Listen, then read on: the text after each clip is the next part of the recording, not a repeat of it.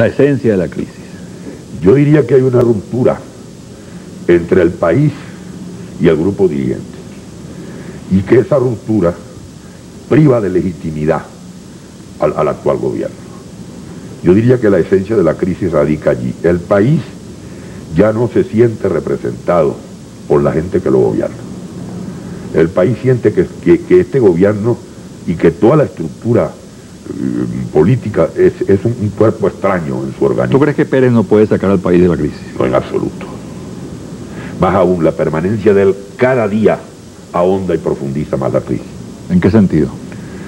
Bueno, en que su estilo de gobierno, su política económica, que es nefasta para el país, porque prácticamente va a conducir al Estado venezolano a la disolución, su política económica lo que hace es aumentar la deuda.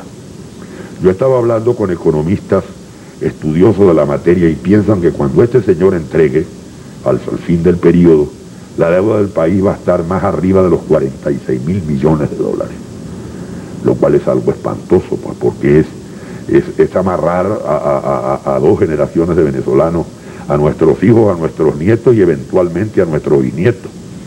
Este hombre no va a rectificar, porque la magnitud de sus compromisos no se lo permite, no solo con el Fondo Monetario Internacional, sino con los grupos financieros a quienes él ha ligado la suerte del régimen y que se lucran de la actual situación. Porque lo trágico del país también es cómo se acentúa la desigualdad social. Mientras hay gente que cada día tiene más dinero y gana más dinero, y son gente de alguna manera ligada a los mecanismos de poder, las clases medias bajas y los sectores populares, las clases medias se proletarizan y los proletarios se marginalizan y los marginales se animalizan. Porque lo más terrible de la marginalidad es que la gente se va animalizando cada vez más. Hay que ver, por ejemplo, cuando salen los noticieros de televisión a hacer entrevistas en los barrios. Ya hay gente que prácticamente no puede coordinar frases. El hambre y la miseria. No le estamos pidiendo a los venezolanos que cada uno sea un Jovito Villalba, sea un tribuno, pero que la gente pueda coordinar ideas. Eso es la animalización de parte de nuestra población, que viene de las carencias, del hambre, de vivir en los ambientes en que se viven. Ese es el único camino que tiene Venezuela por delante con el gobierno de Carlos Andrés Pérez, no tiene otro. Ese sin duda es un dato muy importante de la crisis, el aspecto social y económico. Pero hay otro de carácter, vamos a decir, ético o moral, que instituciones como la Iglesia Católica han venido tocando, y ustedes también. El rechazo a la corrupción. Exacto. ¿Cómo insertas tú el problema de la corrupción? La corrupción está en el centro del poder, la corrupción está arriba. ¿Tú dirías que la corrupción es el poder? La corrupción es el poder. La corrupción se ha convertido en poder en Venezuela. Explícame eso. En Venezuela, bueno, el grupo que se llama Entorno Íntimo, que es el que realmente decide la vida política venezolana, formado por aventureros internacionales de toda la haya y hasta por delincuentes, por policías que uno no sabe la frontera entre el policía y el gángster. Eso es algo muy serio. Por ejemplo, las permanencias de mafiosos en Venezuela durante años ante los ojos ciegos de las innumerables policías que hay en el país. Pero Piñerúa de golpe los expulsa. Pero, y ese golpe se produce, ¿cuántos años tiene esa gente aquí? ¿Cuántos hoteles tienen en Sabana Grande? Todos los hoteles de paso, por citar un solo ejemplo, fundos en el estado Barinas, que por cierto es uno de los estados víctimas de la corrupción, porque casi todos los bandoleros de este país, tan pronto le quitan unos reales a la nación, salen a comprarse un hato en Barinas. Se le despierta una vocación pastoril y rural, de manera que la pobre Barinas ha sido la víctima. Sí, el poder, la corrupción está en el centro del poder. En el actual contexto del poder, ¿es posible luchar con éxito frente a la corrupción? Yo creo que sí. Dentro del poder, no, desde afuera. Desde afuera. Porque este país tiene grandes reservas, que es lo que lo mantiene a uno vivo y con fe. Tú eres un hombre que has estudiado la historia venezolana con ahínco, has publicado una serie de libros. ¿Qué lección extraes tú de la historia venezolana? Bueno, yo creo que en Venezuela está muriendo un ciclo histórico. Como murió el del gobierno de la generación de la independencia, vino el periodo de la Guerra Federal. La Guerra Federal, la hegemonía liberal amarilla duró más o menos unos 40 años. el Partido Liberal se convirtió en lo que es Acción Democrática hoy. Acción Democrática es una réplica del Partido Liberal Amarillo. Murió Crespo, que fue el último caudillo del liberalismo. Vino un presidente que no tenía muchas condiciones de tal. Y cuando aquella época estaba muriendo, surgió un hombre que nadie conocía en Venezuela, del riñón de Venezuela, del extremo de Venezuela, que se llamaba Cipriano Castro. Y la llegada de Castro solventó la crisis. Vino la época que se llamó de la hegemonía regional tachirense, que acabó con el general Gómez, y definitivamente con la época de Medina, que fue el mismo régimen ya liberalizado. Y este régimen tiene los mismos síntomas. Este régimen está muerto. ¿Qué puede venir? ¿Avance o retroceso? Ya en la situación actual de Venezuela no viene retroceso. Mejor dicho, cualquier cosa que venga es menos malo que esto.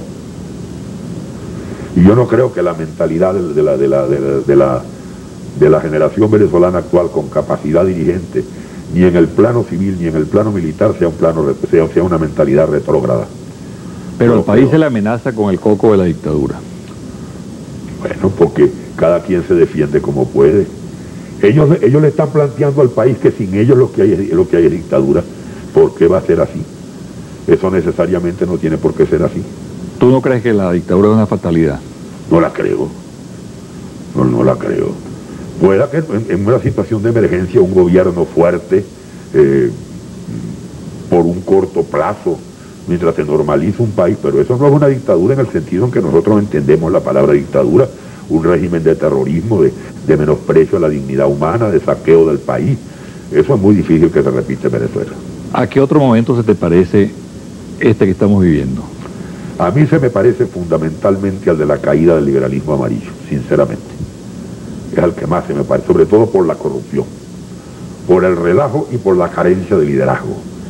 Porque una de las cosas más dramáticas es esta, es la ignorancia aterradora, el analfabetismo prácticamente de la clase dirigente.